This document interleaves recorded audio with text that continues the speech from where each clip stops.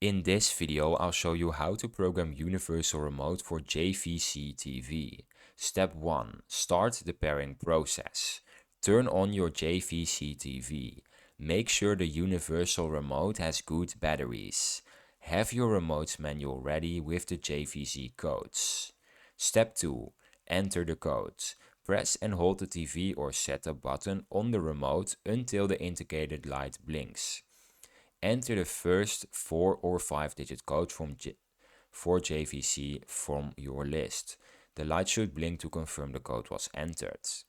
Step 3. Test and finalize. Test the remote on the TV by pressing the power button. If the TV responds the code is correct, press enter or stop to save. If it doesn't work, repeat with another code until you find the right one. And that's how you program your universal remote for your JVC TV.